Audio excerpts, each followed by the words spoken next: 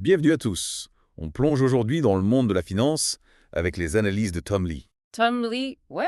un analyste financier réputé pour ses prédictions.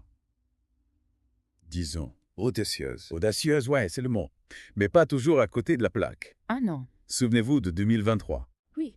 Quand tout le monde criait au marché baissier, Tout le monde avait peur. lui, il est resté optimiste. Et il a eu raison. C'est vrai.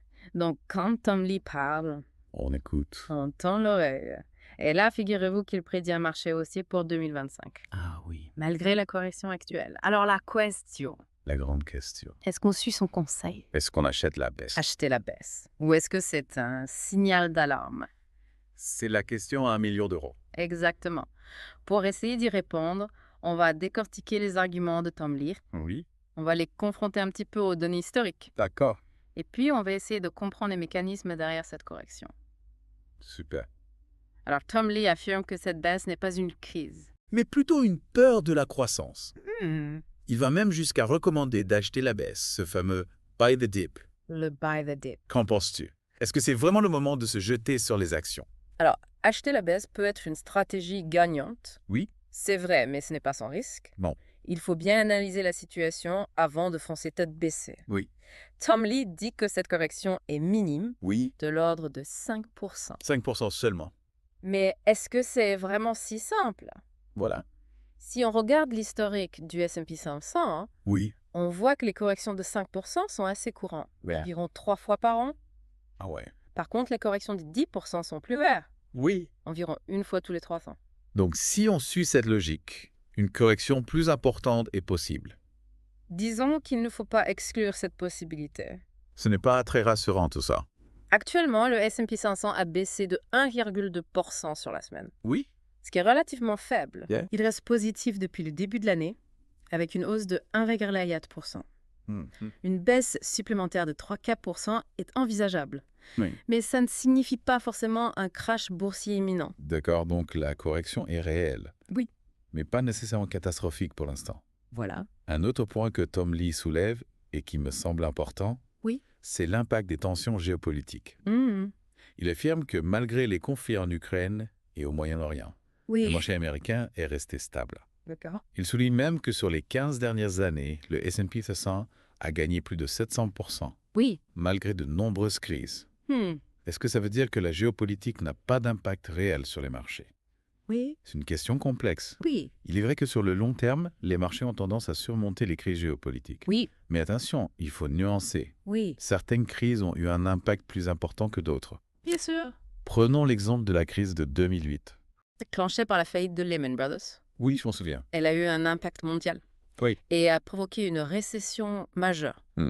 D'autres crises, comme les tensions actuelles en Ukraine, Oui, ont un impact plus localisé. tu as raison. Il faut analyser chaque situation au cas par cas. Oui. On ne peut pas simplement ignorer le contexte géopolitique. Exactement. Mais selon Tom Lee, il y a une menace bien plus importante qui plane sur les marchés. Ah oui. Le retour de Donald Trump Ah, et ses politiques protectionnistes. d'accord. La fameuse bombe à retardement, selon Tom Lee. La bombe à retardement. Il craint que si Trump revient au pouvoir Oui. et impose des tarifs douaniers élevés, Hmm. cela pourrait déclencher une spirale inflationniste Oui. et mener à une récession. Hmm. Et le pire dans tout ça, c'est que la Réserve fédérale américaine, La Fed. la Fed serait impuissante face à un tel scénario. Ah oui. C'est effrayant. On parle lors de stagflation, c'est bien ça. Oui, c'est ça. Inflation élevée. Et croissance économique au point mort. Exactement. Un cauchemar pour les investisseurs. Oui.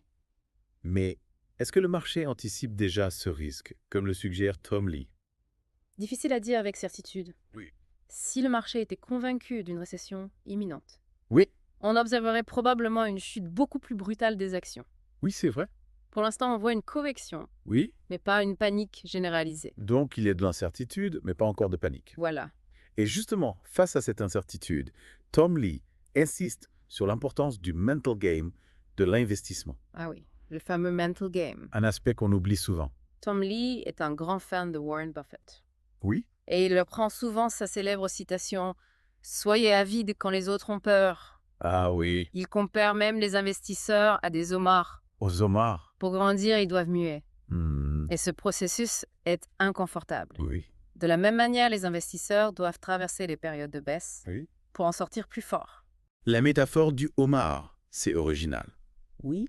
Et c'est vrai que les corrections peuvent être difficiles à gérer psychologiquement. Oui. On a tous tendance à paniquer quand on voit nos investissements perdre de la valeur. Oui. Mais comme le dit Tom Lee, il faut garder la tête froide Oui. et se rappeler que les corrections font partie du cycle normal des marchés. Exactement. C'est là que la patience et la discipline entrent en jeu. Si on investit sur le long terme, avec une stratégie bien définie, on peut traverser les tempêtes et profiter de la croissance des marchés. D'accord. Donc on a vu que la situation actuelle est complexe, Oui. avec des signaux contradictoires. Oui. D'un côté, on a une correction qui pourrait être une opportunité d'achat. Oui. De l'autre, on a des risques importants, comme le retour de Trump et la menace de stagflation. Voilà. Alors comment se préparer à ces différents scénarios? Tom Lee propose 2 scénarios pour 2025. Oui. Soit la correction actuelle est temporaire et le marché rebondit, soit une récession survient causée par des politiques économiques mal gérées. Et comment réagir face à ces deux possibilités? Alors, si le marché rebondit, Oui, continuer à investir régulièrement est une bonne stratégie. d'accord. Par contre, si une récession se produit, Oui. il vaut mieux avoir des réserves de liquidité Oui. et diversifier ses investissements. Donc prudence et diversification sont les maîtres mots. Exactement. Et surtout, il ne faut pas oublier le message principal de Tom Lee. Lequel? La patience et la discipline sont les clés de la réussite en bourse. Des paroles sages.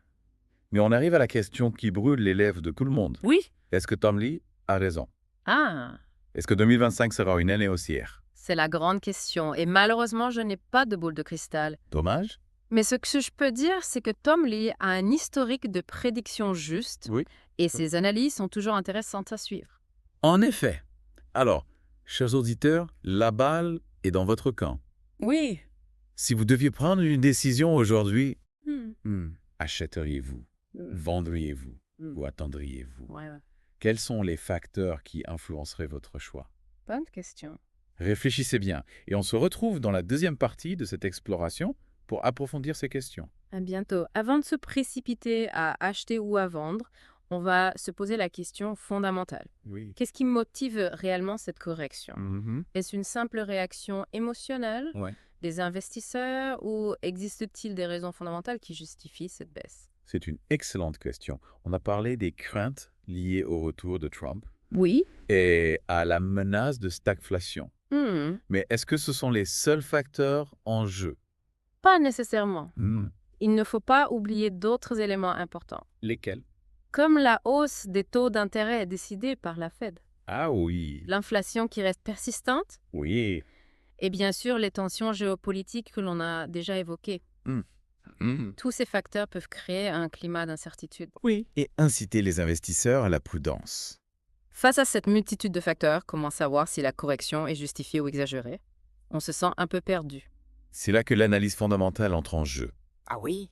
Il faut se pencher sur les fondamentaux des entreprises, Oui. c'est-à-dire leurs bénéfices, Oui. leurs perspectives de croissance, D'accord. leur niveau d'endettement, etc. Si les fondamentaux sont solides, Oui. alors la correction pourrait être une opportunité d'achat. D'accord. Par contre, si les fondamentaux sont fragiles, Oui. alors la baisse pourrait se poursuivre.